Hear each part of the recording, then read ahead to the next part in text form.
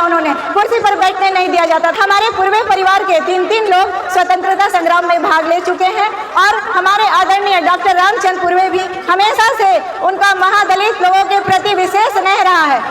भारतवर्ष के लिए गर्व का दिन है। 79वां स्वतंत्रता दिवस मना रहा है पूरा देश। जगह जगह झंडोत्तोलन किया गया, वाहनें दौड़ती रहीं, बड़े बड़े लोग, जनप्रतिनिधि, अधिकारी, पदाधिकारी, हाकिम झंडोत्तोलन करते नजर आए। लेकिन आम गरीब के बच्चे, महिलाएं प्रसाद खाने के लिए इधर उधर दौड़ती भी नजर आई, इंतजार करती नजर आई। कहीं प्रसाद मिला तो कहीं नहीं मिला। बहुतों को यह समझ में नहीं आया कि आज़ादी का मतलब क्या है। हालांकि आज़ादी का सही मायने यही है कि गरीबों को भी उनका हक मिले, गरीबों को भी इज्जत सम्मान मिले।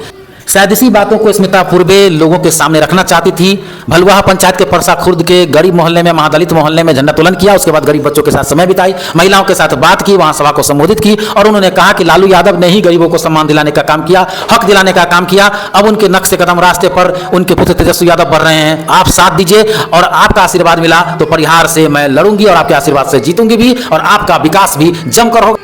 भलुआ पंचायत के परसा खुर्द गांव में महादलित टोले में इकट्ठा हुए हैं और यहां पर मैं सबसे पहले भारत माता और हमारे देश की आन बान शान तिरंगा ध्वज को नमन करती हूं और इस गांव के सभी भाइयों, बहनों, माताओं, बच्चों, आप सभी को मैं स्मिता पूर्वे प्रणाम करती हूं और आप सब इस कार्यक्रम में आए इसके लिए मैं आप सबका हार्दिक अभिनंदन करती हूँ।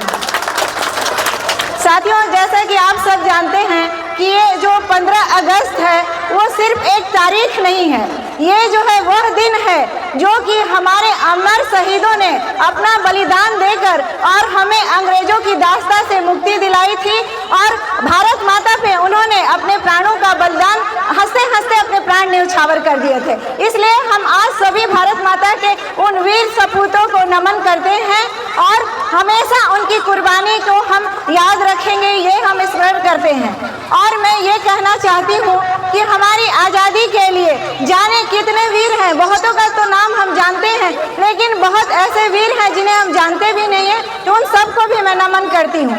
और हमारी आज़ादी के लिए हमारे राष्ट्रपिता महात्मा गांधी, डॉक्टर भीमराव अंबेडकर, चंद्रशेखर आज़ाद, भगत सिंह, जाने इतने बड़े नेताओं ने हमें आज वो आज़ादी दिलाई है कि हम सब आपस में मिलकर अपने भविष्य का निर्णय ले सक रहे हैं और खुली हवा में हम सांस ले सक रहे हैं। लेकिन मैं आप लोगों से साथियों ये कहना चाहती हूँ कि हमें स्वतंत्रता तो मिल गई, पर क्या आप लोग को लगता है कि हम स्वतंत्रता का सही मतलब समझ पाए?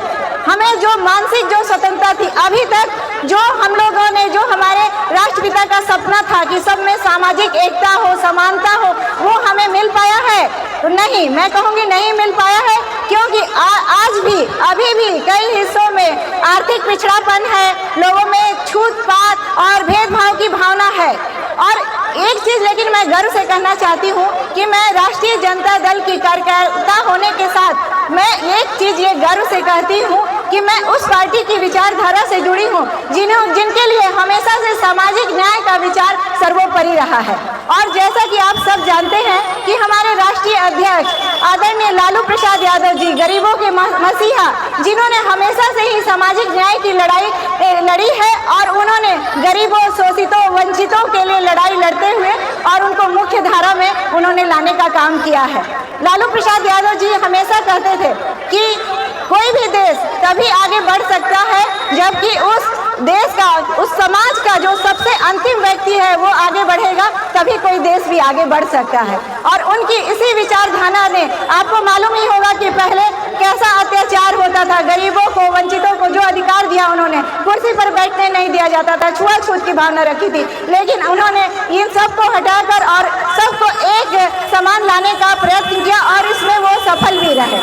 और इसी विचारधारा को आगे बढ़ाते हुए हमारे माननीय आदरणीय नेता तेजस्वी प्रसाद जी ने, जो कि सामाजिक न्याय को मानते हुए उसके साथ साथ उन्होंने आर्थिक विकास को भी जोड़ा और उन्होंने ये कहा कि समाज में सामाजिक न्याय के साथ आर्थिक विकास और आर्थिक न्याय भी जरूरी है। और इसलिए आप सबों से मैं प्रार्थना करती हूँ कि आप सब इस बार बदलाव करिए और जो नेता जो हमारे लिए सोचते हैं, जो आपके लिए सोचते हैं, दिन रात गरीबों की सेवा में जुटे रहते हैं, चाहते हैं कि किस तरह से महिलाएं आगे आए, महिलाओं के सम्मान की बात सोचते हैं, नौकरी देने के लिए बात समझते हैं। आप समझिए कि एक तरह से जो है पलायन भी बहुत बड़ी गुलामी है। जो भी व्यक्ति है, किसी भी व्यक्ति का बेटा अपने राज्य में मिलता नहीं है रोजगार, इसलिए बाहर जाता है, दूसरे देश में जाता है, तो उसके परिवार की क्या स्थिति होगी।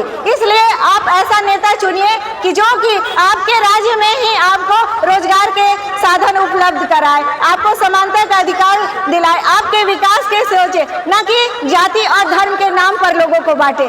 इसलिए आप लोग इस बार तेजस्वी यादव जी को एकदम मन बना लीजिए कि उन्हें बिहार का मुख्यमंत्री बनाना है और इसके लिए सभी लोग प्रतिबद्ध हो जाए, यही मेरी आप लोगों से अपेक्षा है। और मैं देख रही हूँ कि लोगों में, मैं जहाँ भी जा रही हूँ कि देख रही हूँ कि सभी लोगों में बदलाव की लहर चली गई है।